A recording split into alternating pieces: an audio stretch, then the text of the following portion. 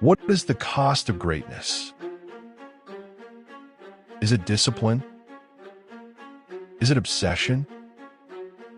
That never give up mindset the world admires? Or something else entirely? Greatness is a peak, a mountain everyone tries to climb, but only a few ever reach. Muhammad Ali reached it. He's often called the greatest of all time, not just because he won, but because he never stayed down. Despite being knocked down several times, against several opponents, he always got back up.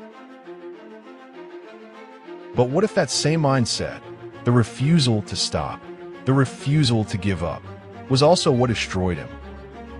What if the very fire that carried him to the top was the same fire that burned him from within?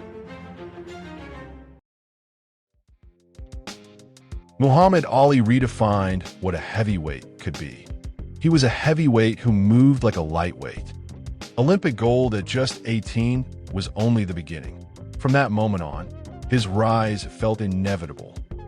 And when he reached the peak, he didn't just win, he shook the world. Sonny Liston, the monster everyone feared, fell to a young man. The peak had been conquered, but life doesn't follow a script, and it had other plans. The war in Vietnam was escalating, and the U.S. government was calling up its soldiers. Among those called was Muhammad Ali. The U.S. government expected a simple yes, but Ali said something they had never heard before.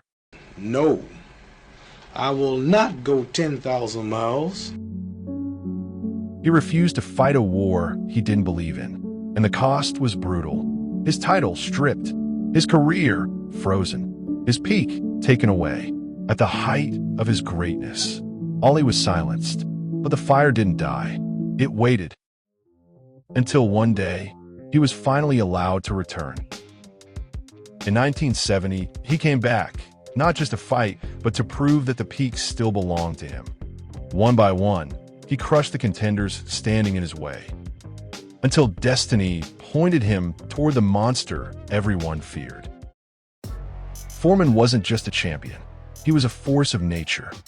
Joe Frazier and Ken Norton, the very men who had beaten Ali, were torn apart by George Foreman in just 2 rounds. And there was an irony to it all. Foreman had once been Sonny Liston's sparring partner. So for Ali, it came full circle. Back to the beginning. Back to the monster everyone feared. And once again, Ali climbed the mountain. In the 8th round, George Foreman went down. Ali had reclaimed the peak again, a height few ever reach. And this time he had nothing left to prove. But greatness always has a cost, and Ali paid it slowly. Every punch he absorbed, every round he fought past exhaustion, took something from him. After 1975, the damage had caught up to him. The man who once floated like a butterfly and stung like a bee was now slowing down, and the voice that once shook the world began to soften. Ali was trapped in a cycle that nobody could see. Parkinson's slowed him, so he got hit more, and every hit made it worse. It fed itself, a loop with no escape. There was no escape from this cycle. The only way out was to stop. But stopping was the one thing he never learned. The same mindset that made him great. The refusal to quit, the fire to keep winning, burned him from within. This is the tragedy of greatness.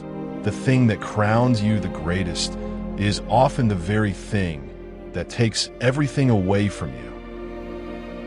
And that's the real tragedy, not just what it takes, but what it asks of anyone who dares to chase it. If you learned something new today, consider liking the video and subscribing. More stories like this are coming. Thanks for watching.